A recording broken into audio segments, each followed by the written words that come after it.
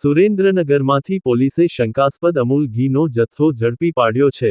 સુરેન્દ્રનગર એસઓજીની ટીમે મહેતા માર્કેટ અને ટાંકી ચોકમાં 2 સ્થળોએ દરોડો પાડીને અમૂલ ઘીના નામે શંકાસ્પદ ઘીના વેચાણનો પર્દાફાશ કર્યો છે।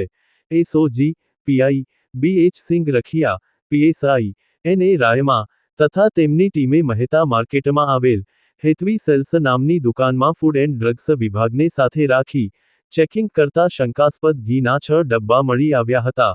દુકાનના સંચાલક પ્રિતેશભાઈ લાલાણીની પૂછપરછ કરતા તેઓ આ ઘી ટાંકી ચોકમાં આવેલ જેસી એન્ડ કંપનીના સંચાલક રાજ જયેશભાઈ શકરાણી અને જયેશભાઈ શકરાણી પાસેથી લાવ્યા હોવાનું જણાવતા એસઓજીની ટીમે ટાંકી ચોક ખાતે આવેલ જેસી એન્ડ કંપનીમાં પણ દરોડો પાડી શંકાસ્પદ ઘીના વધુ 15 ડબ્બા અને એક પ્યોર ઘીનો ડબ્બો જપ્ત કર્યો હતો।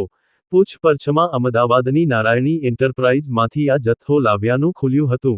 કુલ મળીને શંકાસ્પદ ઘીના 22 ડબ્બા, એક મોબાઈલ મળી 2,35,000નો મુદ્દામાલ જપ્ત કરી કાયદેસર કાર્યવાહી કરવામાં આવેલ છે।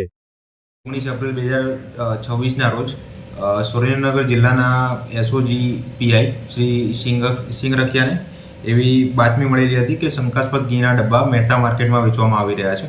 આ બાતમીના અનુસંધાને એસઓજીની ટીમ દ્વારા ફૂડ એન્ડ ડ્રગ્સ વિભાગના અધિકારીઓને અને તેમની ટીમને સાથે લઈને સુરેન્દ્રનગરના મહેતા માર્કેટમાં આવેલી હેતવી સેલ્સ નામની દુકાનમાં ચેકિંગ હાથ ધરવામાં આવેલું હતું અને આ દુકાનમાંથી શંકાસ્પદ ઘીના કુલ 6 નંગના ડબ્બા જેની કિંમત ₹60,000 થાય છે તે કબજે કરેલી હતી।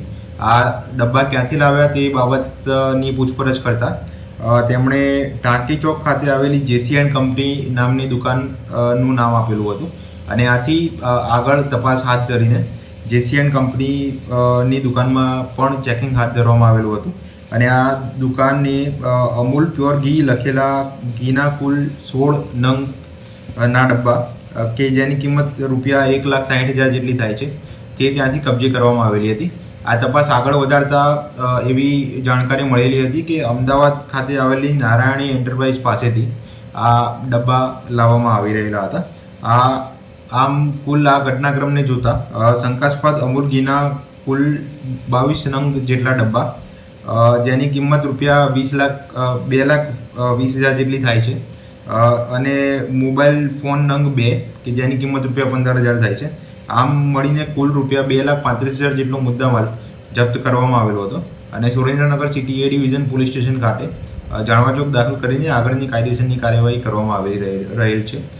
સુરેન્દ્રનગરની જનતાને અપીલ કરવામાં આવે છે કે આસપાસના વિસ્તારમાં જો કોઈ પણ આવું ભેળસેળયુક્ત કોઈ પણ ખાદ્ય પદાર્થ જણાતું હોય તો તાત્કાલિક પોતાના નજીકના પોલીસ સ્ટેશનનો સંપર્ક કરવો।